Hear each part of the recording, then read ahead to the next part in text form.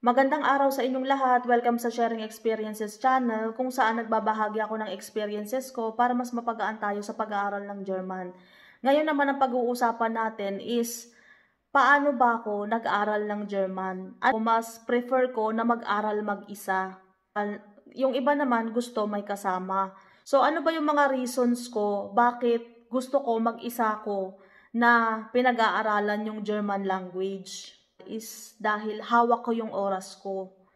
So, 'di ba ako lang ang nakakaalam kung ano yung routine ko, ano yung pakiramdam ko, kung gusto ko bang mag-aral o hindi, ano yung mga ginagawa ko everyday, ganun. At saka hindi ako napipressure dahil wala akong kasama eh. So, 'di ba, hindi ako napipressure sa timeline ng ibang tao na nagmamadali sila or late sila or masyado silang mabagal, 'di ba? Hindi ako nakadepende sa ibang tao. Hindi ako nakadepende sa oras ng ibang tao. Nagiging responsable ako sa sarili ko. So, dahil wala akong kasama, wala akong aasahan, wala akong sasandalan, I have to take the responsibility and the accountability.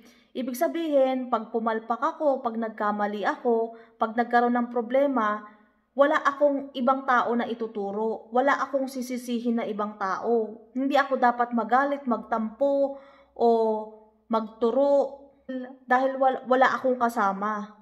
Wala akong sisisihing ibang tao. And kapag ka naman maganda yung resulta nung pagre-review ko or maganda yung resulta ng exam ko, ako din yung makikinabang. Dahil mag-isa ako, kailangan kong magpursige, kailangan kong galingan kasi wala akong sasandalan, walang sasalo sa akin pag nagkamali ako. Mas komportable ako na mag-isa ako.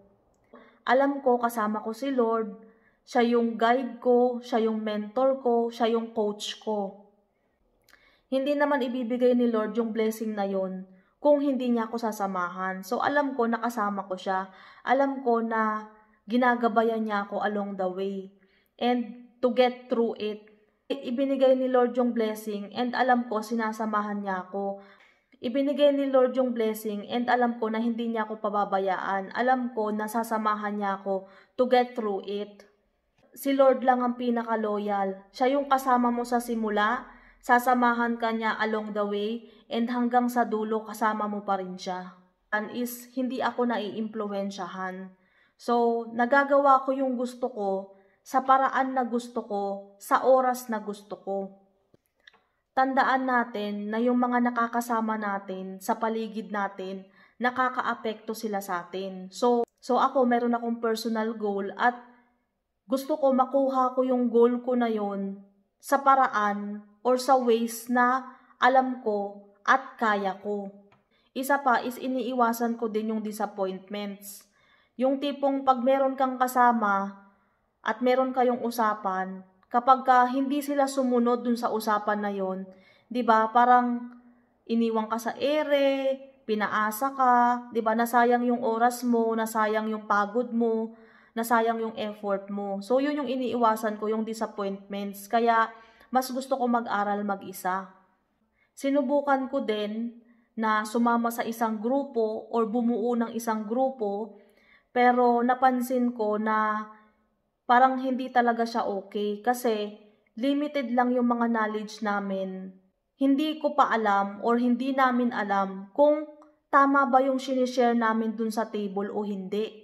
If correct ba yun o hindi. Kasi pare-parehas kaming estudyante. Pare-parehas kaming beginner. Pare-parehas kami na hindi namin alam kung tama ba yun or mali. Diba? So walang nagko-correct sa amin. Diba, kapag bumuo ng grupo, tapos lahat kayo beginners, lahat kayo walang alam, diba? Hindi kasi natin alam kung tama ba yung sinabi niya, kung mali ba yung sinabi niya. And ako rin, nag-impart din ako ng information, hindi rin nila alam kung tama ba yun o mali. Kasi walang nagga-guide or walang nakakaalam talaga nung lingwahe na pulido, na perfect, na kaya kang i-correct. Dahil wala namang teacher sa amin, lahat kami bago. Lahat kami gusto lang matuto ng German. So lahat kami walang alam, 'di ba? So hindi natin alam kung tama ba yung tinuturo ng kaklase natin o hindi, or tama ba yung sinasabi natin sa kaklase natin o hindi, kasi hindi naman tayo teacher at hindi natin alam yung lengguwahe na pinag-aaralan natin. Kumbaga, mga estudyante lang din tayo. Kaya I challenge myself to be better on my own. Naa-assess ko ng mabuti yung sarili ko. Kunyari, kapag kinorek ako ng teacher, may sinabi akong mali or may sinulat akong mali, diba? Tinitake ko siya practically. Tinitake ko siya para mag-improve ako. Hindi ko siya tinitake personally na nalulungkot ako or nai-stress ako. Hindi. Tinitake ko siya na, okay, nagkamali ako dun. Ano ba yung dapat kong gawin or ano ba yung tama na dapat kong sabihin or dapat kong isulat. So, nag-i-improve ako. And dahil nga mag-isa ko at naa-assess ko yung sarili ko, walang bumubulong sa akin or walang kumakausap sa akin na mga kasama na mali ka, tama ka. Diba? Walang sumusulsul sa'yo, walang nag-iingay sa'yo. Hindi ko na kailangan isipin yung sasabihin ng kasama ko. 'Di ba? Kasi ganun tayo pag may kasama tayo, 'di ba? Iniisip natin yung iisipin nila. Iniisip natin yung sasabihin nila. Iniisip natin kung ano yung gagawin nila. So dahil mag-isa ako, less worries yung nasa paligid ko. Hindi ko na kailangan intindihin kung ano yung sasabihin nila sa akin dahil nagpunta nga ako sa school para mag-aral. So nandun man yung mga kaklase ko o wala, mag-aaral pa rin ako ng German language. And dahil nga mag-isa ako, less yung stress dun sa paligid ko, less yung judgment or walang judgment. Kasi dahil mag-isa lang ako, walang nagko-comment, walang nagja-judge sa akin, walang nagsasabi sa akin ng mga kung ano-ano.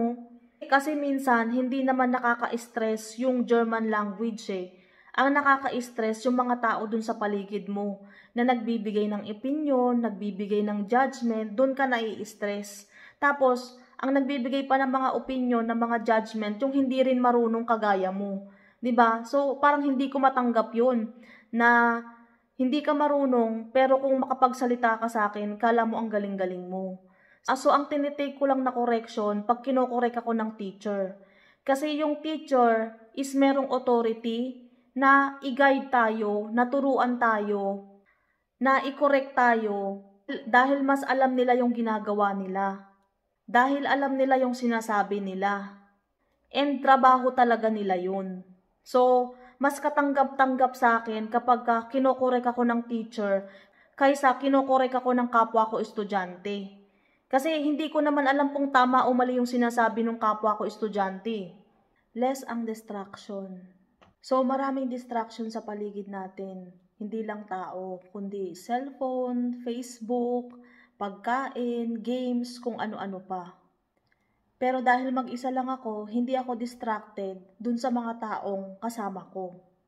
Napansin ko yan sa mga kaklase ko dati.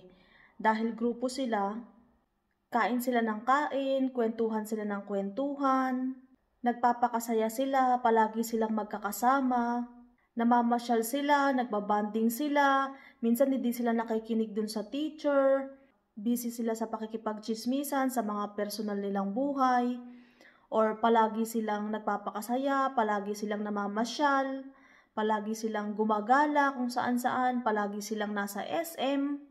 Pero yun nga, trip nila yun, kung saan sila happy, yun ang gagawin nila.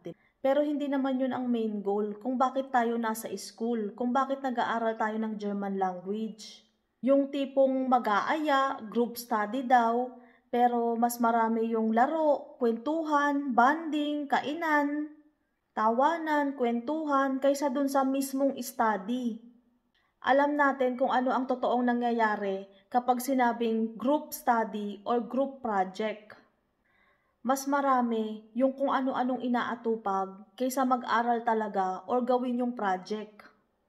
Hindi ko din alam sa inyo, hindi ko din alam dun sa iba, pero i-comment nyo na lang kung effective ba talaga ang group study para sa inyo. Nakakatulong ba talaga ang group study? Or lalo kayong nadidistract at nawawala sa focus at sa goal? So, yun lang. Maraming salamat sa panonood. Ingat kayo palagi. God bless. See you dito sa Germany at sa mga nakapasa na welcome sa Germany. Tschüss!